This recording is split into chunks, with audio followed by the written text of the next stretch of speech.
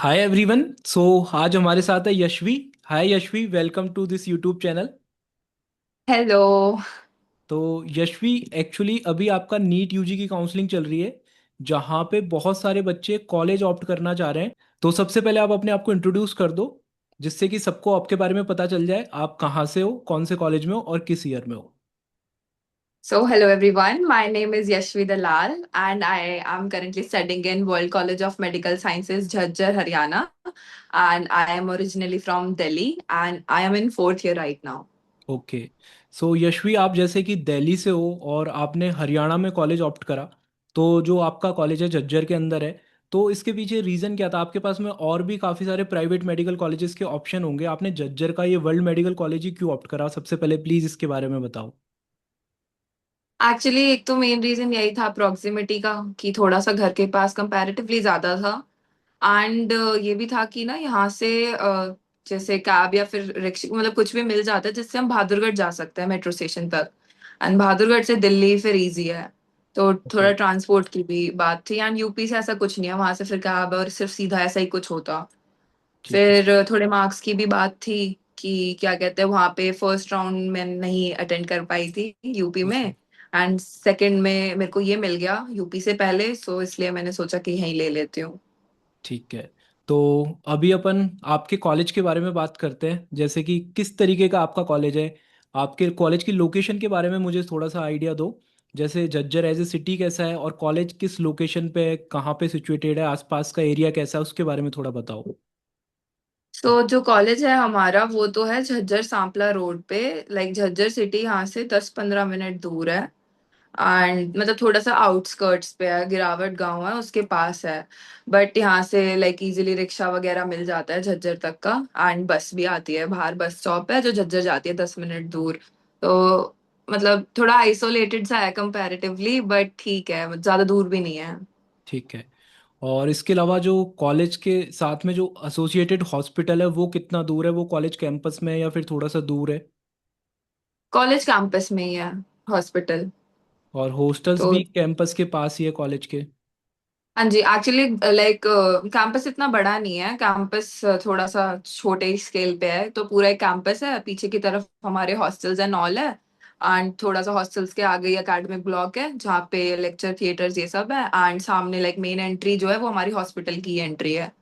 ठीक है। सो तो आपके जैसे आपके टाइम पे शायद फीस कुछ और हो सकती थी जब आपने एडमिशन लिया होगा, अभी काफ़ी टाइम हो चुका है। अभी जैसे आपको थोड़ा सा बजट का आइडिया हो, टोटल आपके कॉलेज का बजट पूरे एमबीबीएस का ऑलमोस्ट कितना हो जाएगा? अभी ऑलमोस्ट चल रहा है 90 lakhs। Like last year it was 89, हमारे टाइम पे 82-83 समथिंग था, अब 90 है। 90 तो है।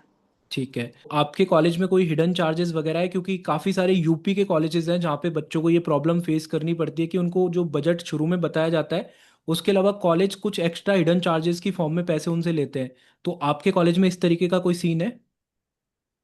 तो एक्चुअली ना जो ऑनलाइन लिखा हुआ है कि 12 lakhs is the tuition fees, उसके अलावा भी ना जब जैसे एडमिशन हो जाता है, आई डोंट थिंक सो मैं इसे हिडन कंसीडर करूंगी, क्योंकि जैसे ही एडमिशन होता है वो एक पर्चा देता है। उस पर्चे में सब है, लाइक लॉन्ड्री मेस और जो भी वो लेते हैं जितनी भी चीजों का। तो वो इन ऑल 90 lakhs बनता है, सब सारा मिला के जो भी हो सकता है। उसके अलावा ये कुछ चार्ज नहीं करते हैं, वो बता देते हैं। आई थिंक एडमिशन से पहले नहीं बताते, मतलब कहीं है नहीं वो पर्चा, पर एडमिशन जिनका हो जाता है उन्हें मिल जाता है कि इतना ही बनेगा, उसके अलावा नहीं है। ठीक है। मतलब ऐसा कोई प्रॉब्लम नहीं है, स्टूडेंट्स को जब एडमिशन ले रहे होते हैं तो ऑलरेडी सब कुछ पता होता है कि कितना बजट उनको मैनेज हम्म। करके चलना होगा। ठीक है। अब थोड़ा सा हाँ। अपने कॉलेज के एकेडमिक्स के बारे में बता दो। आपका कॉलेज का एकेडमिक्स किस तरीके का है? क्योंकि प्राइवेट कॉलेज जब स्टूडेंट ऑप्ट कर रहे होते हैं या फिर पेरेंट्स ऑप्ट कर रहे होते हैं, तो सबसे पहला उनका कंसर्न यही होता है कि पैसा जब इतना दे रहे हैं तो एकेडमिक्स अच्छा होना चाहिए, कॉलेज से जो एसोसिएटेड हॉस्पिटल है वहाँ पे पेशेंट फ्लो अच्छा होना चाहिए। तो अपने कॉलेज के एकेडमिक्स और पेशेंट फ्लो के बारे में थोड़ा बता दो। ओके, सो एकेडमिक्स में तो मैं कॉलेज को कंसीडर करती हूँ कि काफी सही है और अच्छा है, क्योंकि हमारे मोस्टली प्रोफेसर ऐसे ही हैं कि वो रिटायर्ड है पीजीआई रोहतक से। कॉलेज अफिलिएटेड ही रोहतक से है पीजीआई से। तो वहीं ओके। के टीचर्स हैं। एंड उसके अलावा आई थिंक पूरा ही है, क्योंकि जैसे हमारे ट्यूटर्स वगैरह भी हैं, साइन कर देते हैं। बच्चों को, ओके। 5-10 के ग्रुप्स को, जो तुम्हारी लाइक अटेंडेंस देख लेते हैं एंड देख लेते हैं कि बच्चा कहाँ पे लैग बिहाइंड कर रहा है क्लास टेस्ट वगैरह में। फिर वो बुला के भी थोड़ा बात कर लेते हैं कि कहाँ क्या कमी आ रही है ये वो। तो आई थिंक एकेडमिक्स में तो बहुत सही है पढ़ाई के मामले में, स्ट्रिक्ट भी हैं अटेंडेंस और इन चीजों को लेके, पढ़ाई को लेके। तो पढ़ाई में कोई तो मेरे को दिक्कत नहीं लगती, एंड पेशेंट फ्लो उतना ज्यादा नहीं है, टू बी ऑनेस्ट। बड़ा ओके। ओके सा पेशेंट फ्लो है, बट हमें ऐसे 4th ईयर में आके लगा, बट ये है कि ना इतना है कि हमारा काम चल जाता है, लाइक हमने सारे टाइप के केस देख लिए हैं, डिलीवरी हो जाती है, सब कुछ हो जाता है, तो कमी नहीं है कोई भी इन चीजों में। ठीक है। और आसपास कौन सा एयरपोर्ट है या फिर नियर बाई रेलवे स्टेशन, थोड़ा सा कनेक्टिविटी के हिसाब से, क्योंकि बहुत सारे बच्चे होंगे जो पैन इंडिया से देख रहे होंगे, यहाँ पे आपके कॉलेज में आने का सोच रहे होंगे, तो कनेक्टिविटी किस तरीके की है उसके बारे में थोड़ा सा बता दो।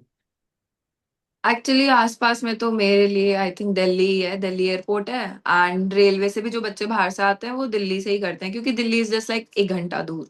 सिर्फ 1 घंटा तो का? एक, 1 घंटे हाँ का आपका टाइम लगता है सिर्फ दिल्ली से? 1 घंटा, रेलवे स्टेशन तक 1 घंटा 20 मिनट समथिंग। तो यही है, इतना ही है, इससे ज्यादा नहीं है। एंड बल्कि एयरपोर्ट तो तब भी थोड़ा पास पड़ता है, तो ठीक है। एक्सेसिबल तो है।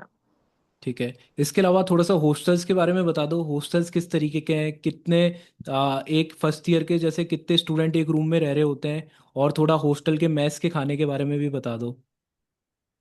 ओके, सो हॉस्टल्स, एक्चुअली हमारा जो 22 बैच था ना, तब तक तो हमारे कम्युनल वॉशरूम्स थे।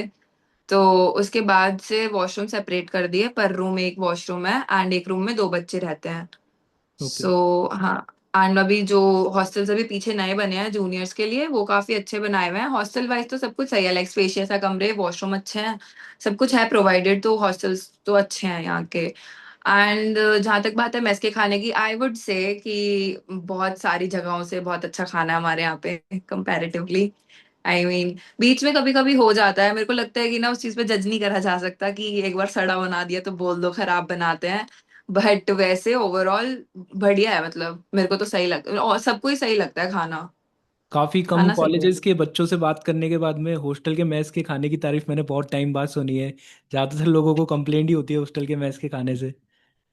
मतलब हॉस्टल में यूजुअली नहीं होता, जैसे दाल पानी जैसी है ये वो, ऐसा ना बड़ा कम होता है हमारे यहाँ पे, बल्कि राजमा में ज्यादा ही राजमा डाल देते हैं।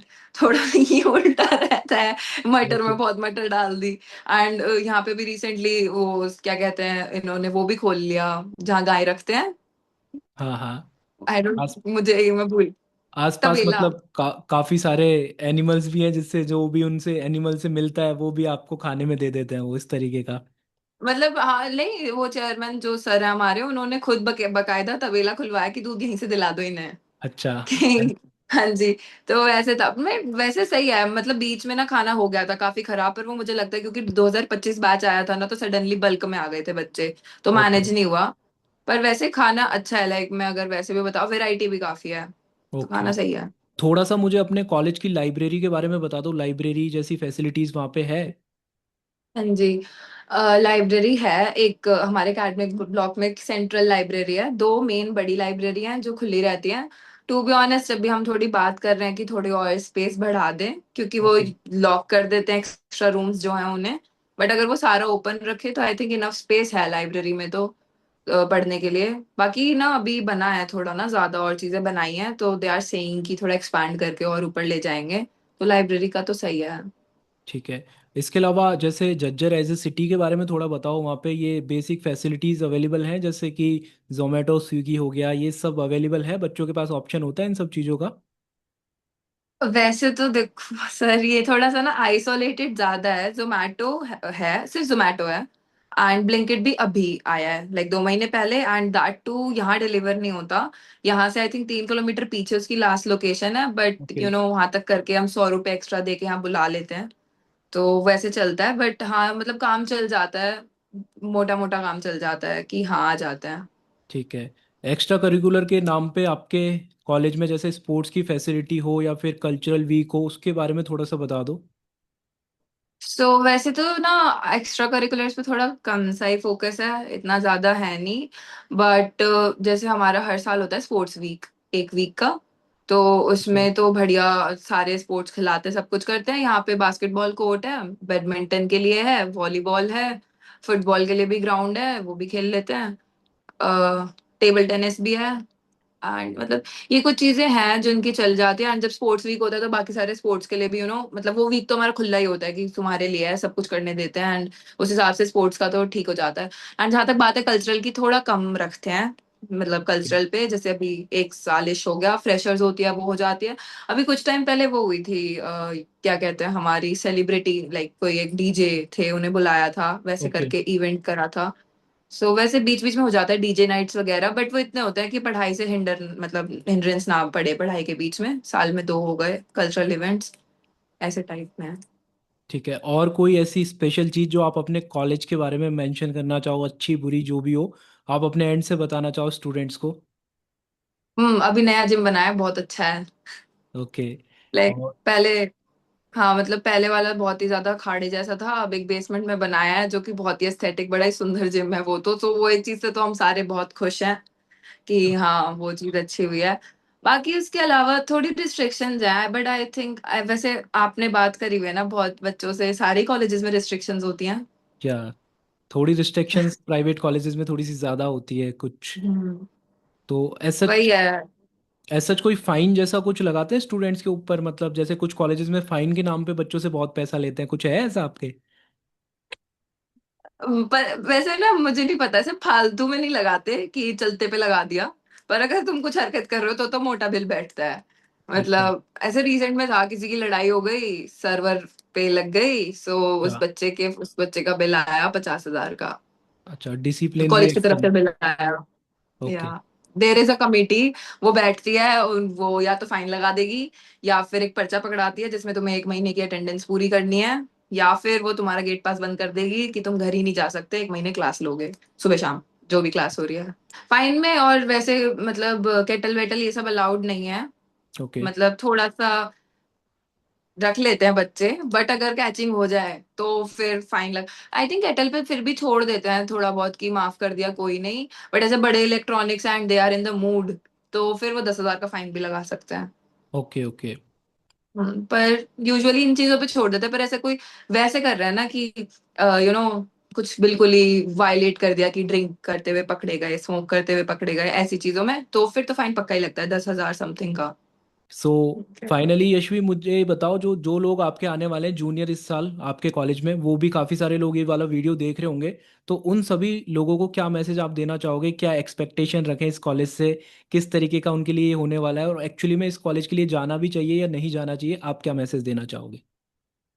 तो एक्चुअली पता है यहाँ पे मोस्टली बच्चे तो मैं ये बोलती हूँ वही आते हैं जो थोड़े पास हैं। मतलब मुझे थोड़ा उतना सेंस नहीं लगता कि कंपैरेटिवली यहाँ पे आना, अगर तुम कहीं दूर से ही आ रहे हो बहुत ज्यादा। क्योंकि ओके। देखो जैसे कंपैरेटिवली में एसजीटी है, एसजीटी भी extra curriculars and I think overall growth के लिए थोड़ा चाहिए होता है। बट फिर वही बात है, वहाँ एसजीटी यूनिवर्सिटी की डिग्री मिलती है, यहाँ पीजीआई रोहतक की। तो डिग्री के नाम के लिए अगर आ रहे हो तो अच्छा है, घर के पास है तो अच्छा है, ओवरऑल सब मिल जाएगा। पर ये चीजें थोड़ी ज्यादा अगर एस्पेक्ट में है तो चुनना ज्यादा बेटर है इस कॉलेज को। वरना तो थोड़ा डीम्ड और ऐसी जगह जाना चाहिए जहाँ थोड़ा ओवरऑल पे फोकस हो मेरे ख्याल से तो। बाकी तो सही है, पेरेंट्स के लिए तो एकदम परफेक्ट चुम्मा चॉइस है ये कॉलेज, क्योंकि वो आते ही खुश हो जाते हैं इस चीज से कि बच्चे को अंदर रख रहे हैं, बाहर नहीं जाने दे रहे, लाइब्रेरी बहुत बढ़िया है, टीचर्स बहुत अच्छा पढ़ाते हैं, बच्चा यहाँ रह के कुछ नहीं कर सकता सिर्फ पढ़ सकता है। तो बेस्ट चॉइस है पेरेंट्स के लिए तो, अगर बिल्कुल ऐसा ही बच्चा चाहिए तो बट हाँ, थोड़ा ये है। ठीक है। तो बाकी मैं और स्टूडेंट जो ये वीडियो देख रहे हैं उनको बताना चाहूँगा, यशवी का भी खुद का इंस्टाग्राम है और यूट्यूब है, जहाँ पे मेडिकल के रिलेटेड आपको काफ़ी सारा कंटेंट देखने को मिलेगा, तो मैं डिस्क्रिप्शन में डिटेल्स डाल दूंगा, वहाँ जाके आप यशवी के अकाउंट को भी चेकआउट कर सकते हो। So thank you so much Yashvi for joining. आपने जो इंसाइट दी अपने कॉलेज के बारे में, आई होप बहुत सारे स्टूडेंट जो इस कॉलेज के लिए जा रहे होंगे उनके लिए बहुत हेल्पफुल ये रहने वाला है। Thank you so much.